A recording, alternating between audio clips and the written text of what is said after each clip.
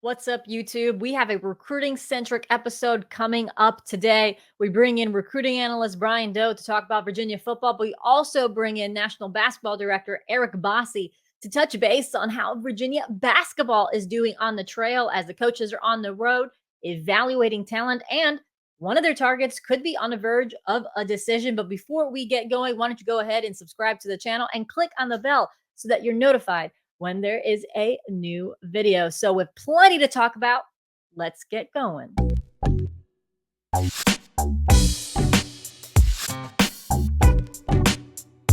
Tuesday, everyone, and welcome to a new episode of the Good Old Podcast. I'm Jackie Franchuli for Wahoo's 24/7. And just like I teased on our Wahoo's 24/7 message boards, this is going to be a big recruiting-focused episode. Not only are we touching base on what's going on around the Virginia football program, but we also bring in Eric Bossi to discuss the Virginia basketball program, since they not only picked up a big commitment in Blake Buchanan during the 4th of July weekend, but they also are on the road evaluating players, and they could be getting another commitment. However, that one's too close to call, and it could be that things aren't looking as great as the decision nears. So we're going to ask Bossi his thoughts on Milan Momcilovic's recruiting and where he thinks everything stands. But before we bring Eric on the show, we're going to bring someone who's familiar. We're going to bring Brian Dohn back to the show. So Brian, thank you so much for joining us this week. If it's a happy Tuesday, I'm all for it. Well, Brian, it's a happy Tuesday because next week I am on vacation. Hey, my vacation is about 10 days away, and as is the custom, I will be going to a place that has very little cell phone reception. Unfortunately, I will still have cell phone reception. I just can't promise you that I will have my cell phone with me, so don't bother me, Brian. I'm sticking to the fact that I get no reception. I'll leave it at that. Let's get back to work here, Brian. We still have to work here before our respective vacations. So last time we spoke and you were on the show, Tony Elliott was really starting as the head coach of Virginia. It was just after National Signing Day. We couldn't really grade that class just because it was they had to really put it together really quickly. Now they have a lot of focus in state. They've been out on the recruiting trail. What are your initial impressions and thoughts of how the staff has approached, especially in state? They were able to get a couple of commitments in state as well. So what is your first impression? Well, I think for me, it's just it's not the easiest time to put a class together just because of, they got hired so late, and then hiring the staff late back in December and January really puts things behind, and they've tried hard to catch up and catch up to all the other schools who had gotten head starts, and it's not the easiest thing to do in this day and age where kids are trying to make decisions in April, May, and then June is your big official visit weekend. Like I said, I think for me, you want to see maybe a few more of the in-state kids, maybe getting to the finish line with them or getting close to the finish line. But I think when you're really looking at UVA, you want to see what develops in the 24 class and see how those relationships go. Listen, you can recruit wherever you want, and UVA does have some national pull just because of the academics, and so you can always do that. But I don't care who you are. If you're Virginia, if you're Ohio State, if you're Alabama, if you're Florida International, you have to take care of the kids near your campus. It's just the way recruiting works. And so I like to see them have a little bit more success there. So currently, Tony Elliott and Virginia have a handful of in-state commitments in the 2023 class. And I think we can agree on this, Brian, that Cameron Robinson choosing Virginia over Virginia Tech just before the 4th of July weekend was a huge win for Elliott and the Cavaliers. Kudos to linebackers coach Clint Sintum, who was the head recruiter in that instance. Robinson is a great player, probably underrated just because of the circumstances where he is a multi-sport athlete and couldn't go to camps as much. But Brian, this was a big win for UVA, who's trying to cement himself as an in-state player. Yeah, I agree. It's a huge win because not only did you get a really good player, but you beat a rival for him, for an in-state kid. So there's a lot of things to like about that. I think Cameron Robinson, after he committed, him and I were texting about some things just in terms of, he's curious on what he can do to kind of get his ranking up, what we're looking for. But you love his multi-sport profile of football, basketball, baseball. He's a really good athlete, has success all over the field playing in high school. And I think those are the types of things that you want to see Virginia win those battles. Listen, it's tough. It's going to be tough to always compete with some of the blue bloods, like with Alex Birchmeyer going to Penn State. That's always going to be hard. I'm not saying you can't do it because you go back to the Mike London days. And I was just speaking with somebody at a camp in Pittsburgh about this over the weekend. Quinn Blanding was at UVA. Wasn't it Andrew Brown was another one, I believe, if I'm remembering that right. So they can get the high level players, but right now with the climate of college football, with NIL being so important with a lot of schools, I think when you get a kid like Cameron Robinson, you get him, great win, you develop them, and that's how you take the next step in recruiting over time. And so if I'm UVA, I'd be really excited about the many different meanings behind getting his commitment. Now, everything has not been just sunshine and rainbows. And obviously, people remember the loss of Samaj Turner in this class. Duke beat out Virginia for the defensive lineman out of North Carolina. It was a pretty close recruitment with Virginia leading a lot of it until that last official to Duke. And the Blue Devils did a good job on that official visit to secure that pledge. But at the same time, Downing did a good job of sealing the deal with Highland Springs defensive lineman Miles Green really early in the summer. And then he did a good job of securing the commitment of Woodbury Forest defensive lineman Rodney Laura. So, two big wins for Downing and the Cavaliers. In their mind, these are two targets that they were really high on early. So, although they missed out on Turner, they weren't settling for these two. These are two top targets.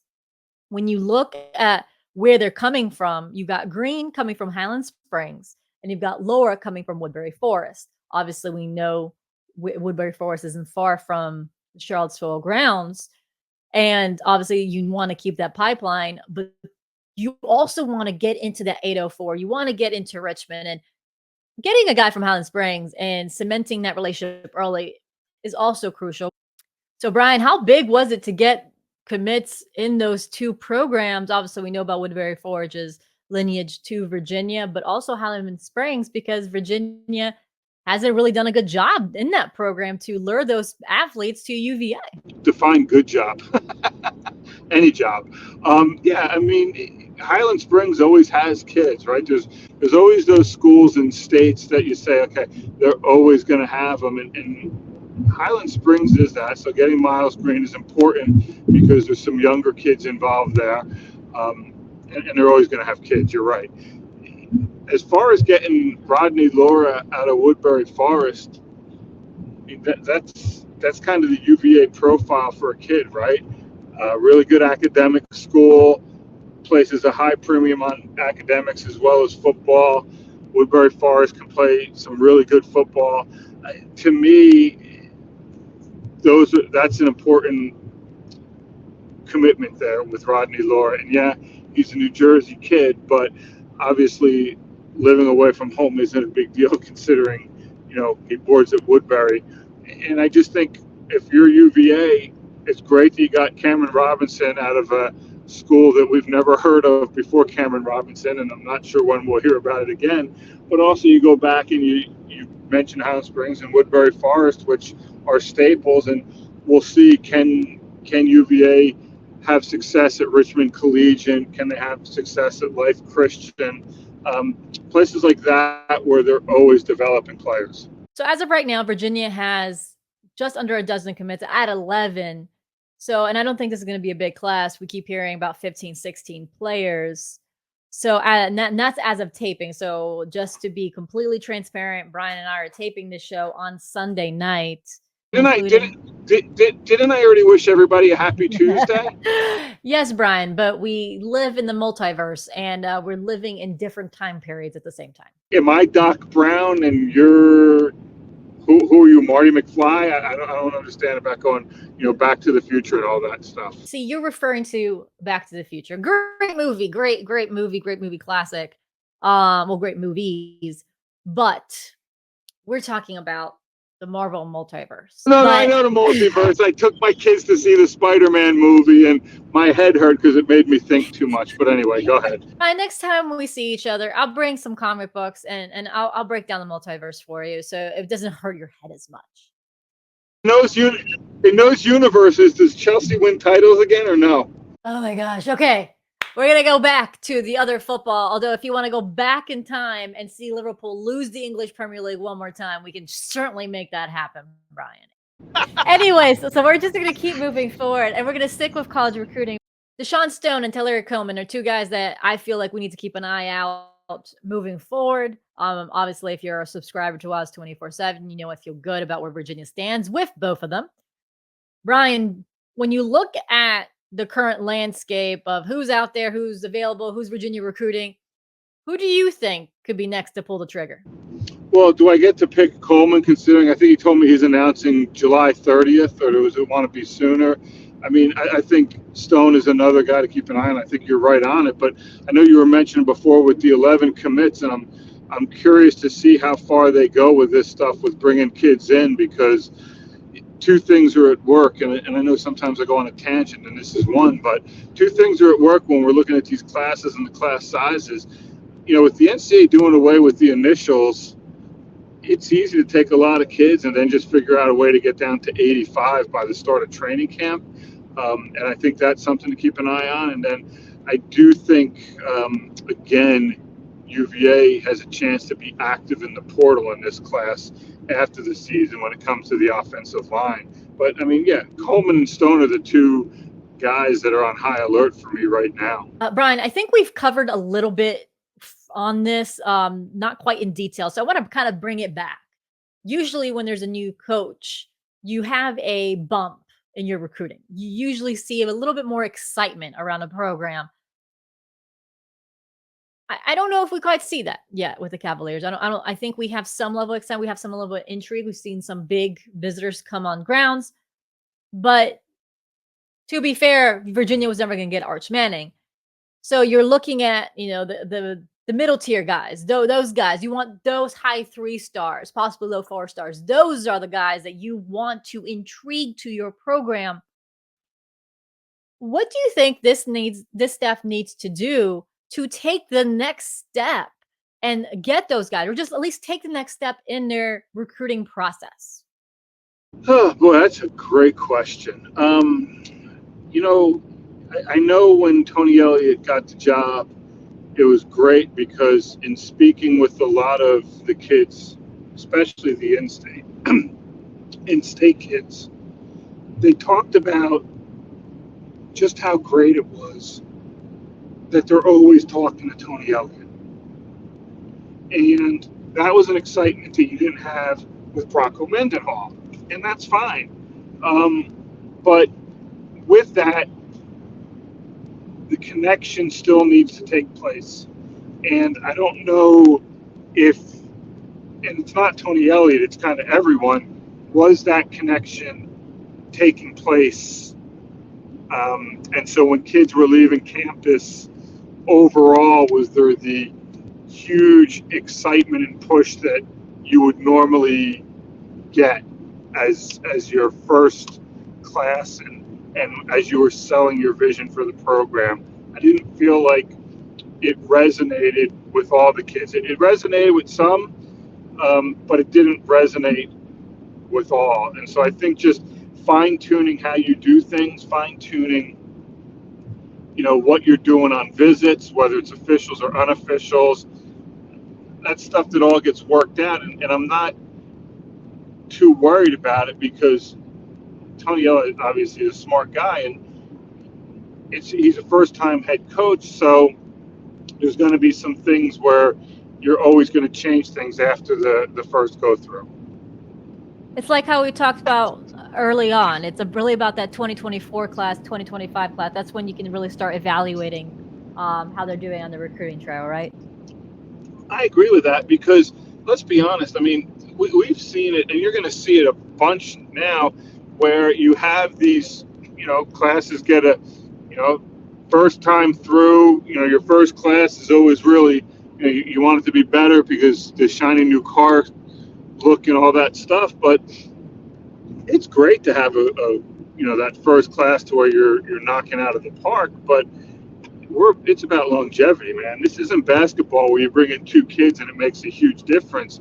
You have to build an entire roster, and you look at what UVA has to do, and in terms of what they just have to accomplish with offensive line depth, with what they lost after the last season. I mean, this isn't something you're going to sit here and go, well, geez, he's not having success, or yes, he is having success.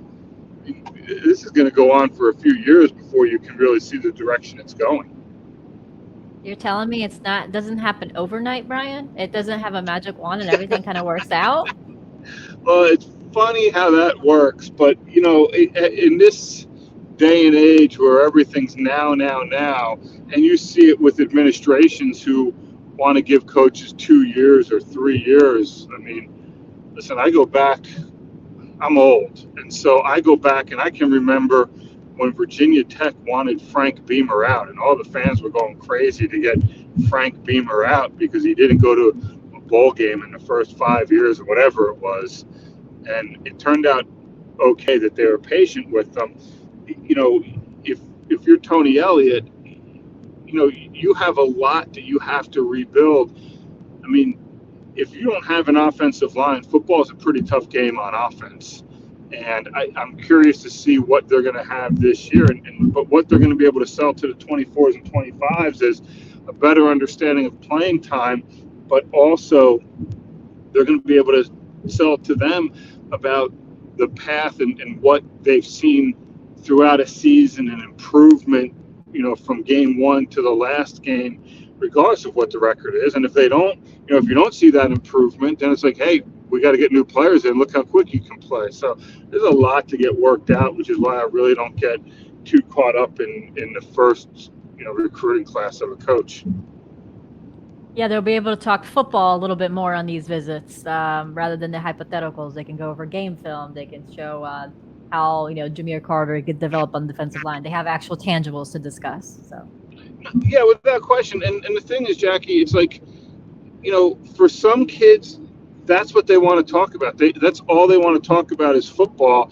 That they're going to live and breathe, and that's good. And maybe the parents want to know a little bit more about the academics. And then you have other kids who want to hear more about academics and job placement and NIL, whatever. The key is you can't. Every kid is different, and when you treat them the same, then you're not going to have success. You have to vary it to each particular kid and understanding who they are. And again, with the coaching staff, I know there's some of them that came. You and I have spoken on the phone about it.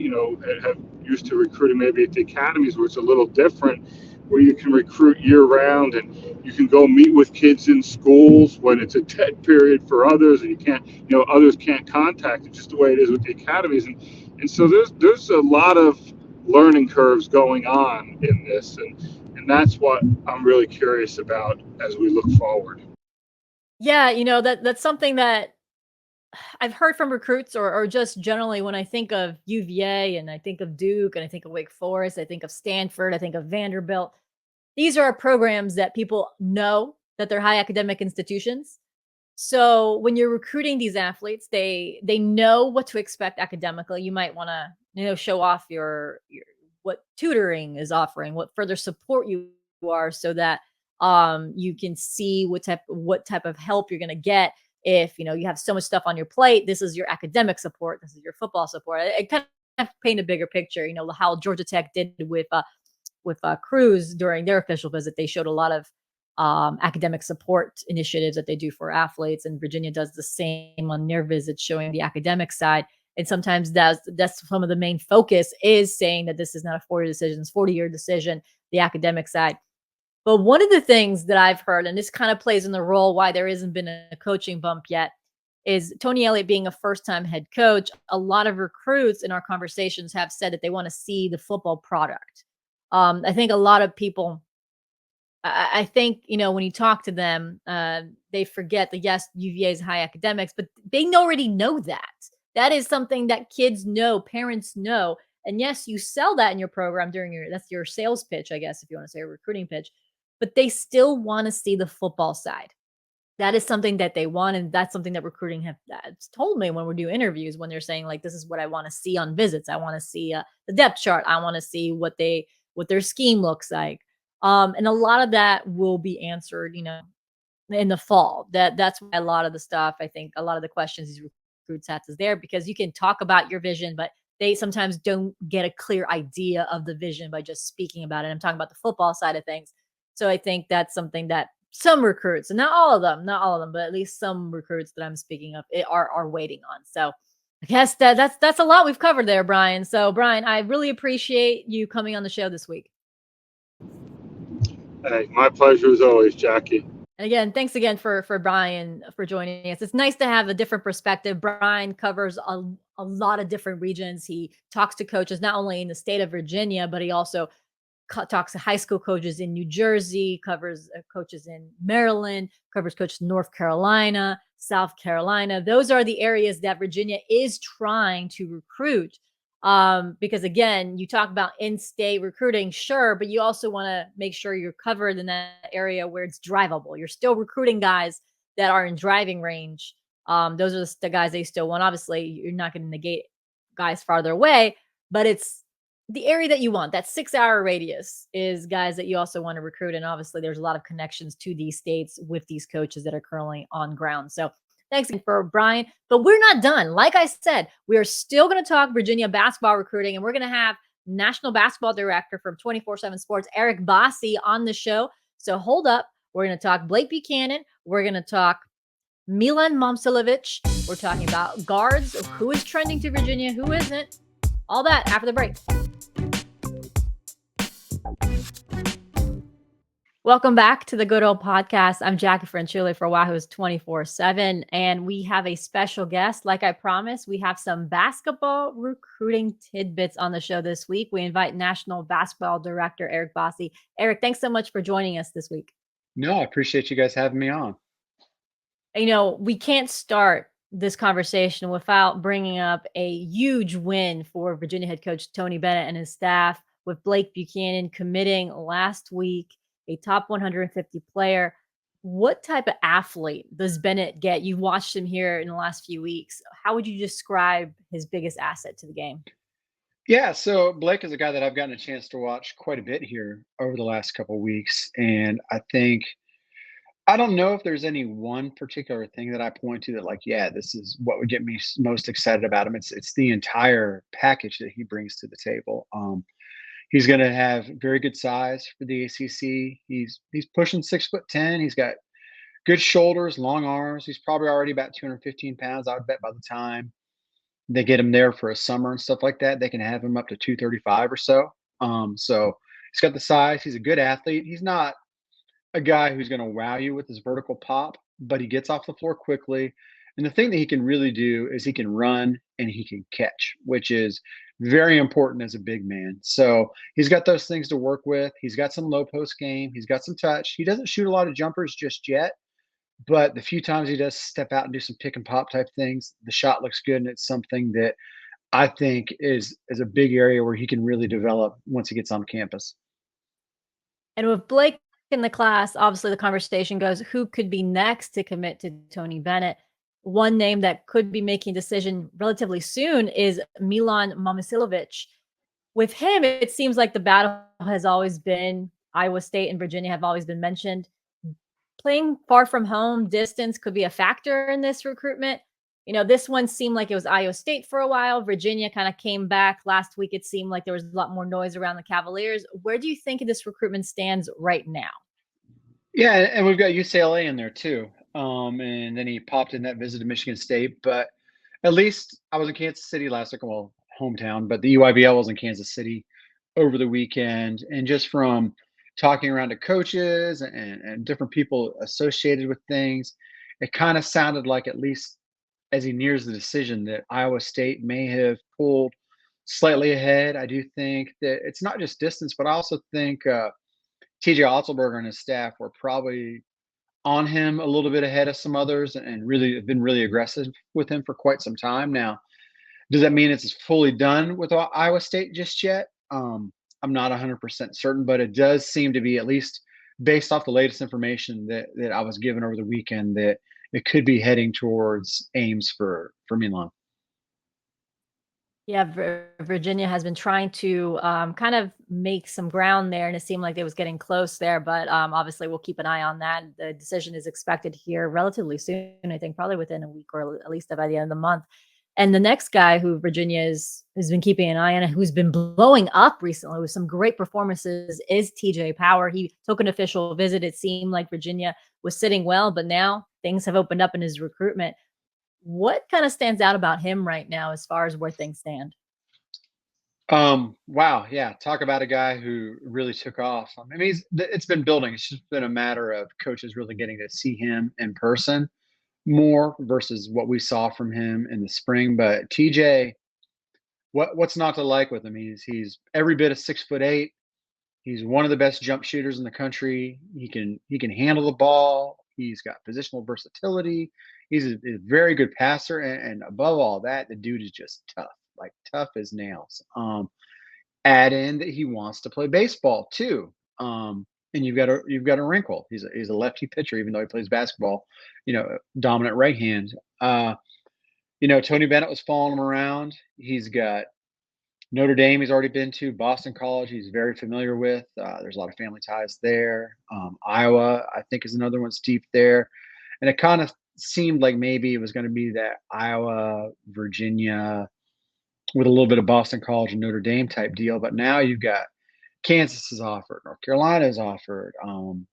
Duke is starting to sniff around. UCLA is offered. So from talking to him over the weekend, I think he's kind of intrigued by some of these new offers and wants to kind of check them out. Now, Virginia is in very good shape with him and is definitely going to be right there with him till the end. But we've got to see what he does when he starts setting these new round of visits and how he approaches things. But certainly, it's one where I think Coach Tony and the staff were hoping they could maybe get in there and kind of get done before things really took off. Because I'm pretty sure they saw this coming with him.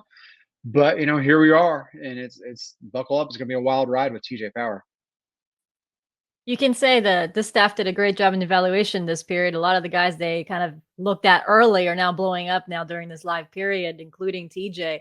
Yeah, this is one that the longer it takes for him to make a decision, I think it's not to the Virginia's benefit right now. Yeah. But I think that's the same with a lot of the guard targets that they're after. Obviously Jamie Kaiser is trending towards Maryland.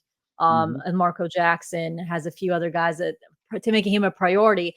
But when it comes to guard targets, Elijah Gertrude is one that I really like where Virginia stands. I really like what he can bring. And he's visiting towards the end of the month. So that could be one that Virginia tries to secure really early. Yeah. Elijah Gertrude. I love that kid.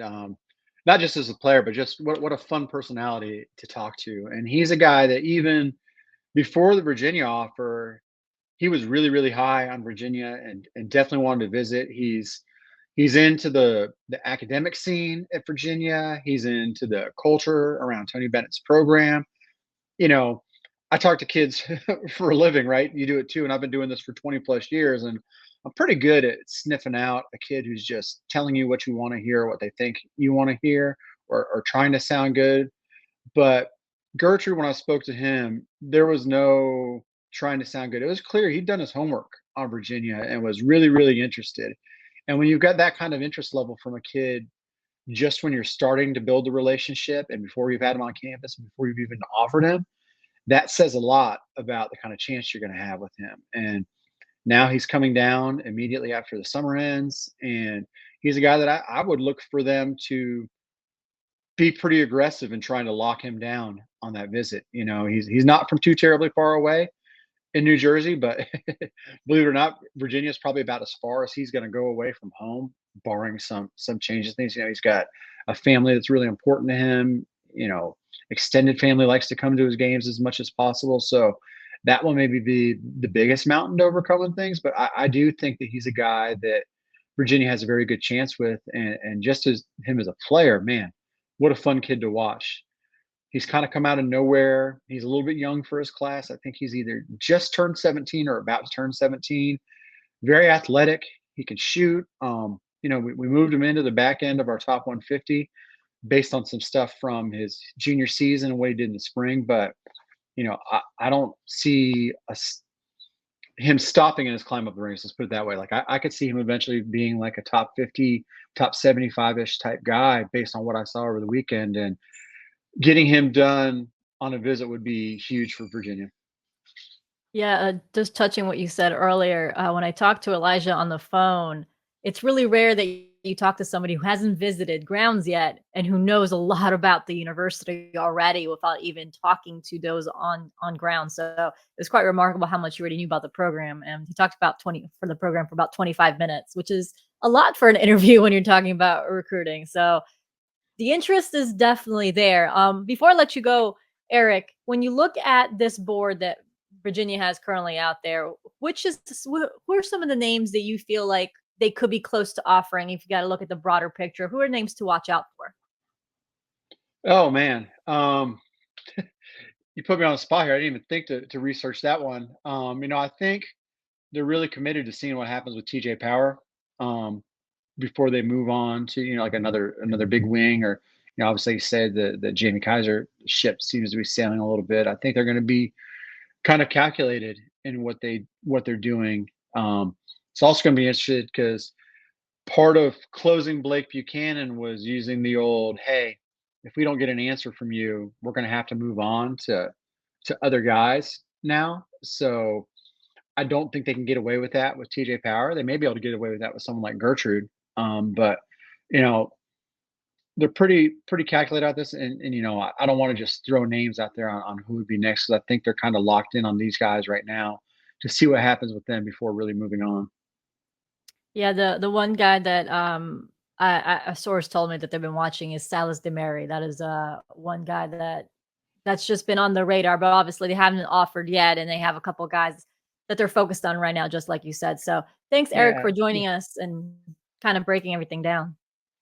Thank you for having me. Well, thanks again to both Brian and Eric for joining on the show today. We had a lot to talk about to see where things stand with several of the targets and where things stood with new Virginia football coach Tony Elliott on his first recruiting cycle as a Cavalier head coach. So a lot of great insight on the show this week.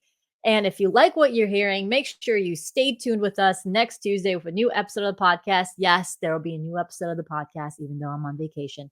And also, if you like what you're hearing, why don't you go ahead and go to Apple and Spotify and rate us and leave us a review. We would greatly appreciate if you could do that.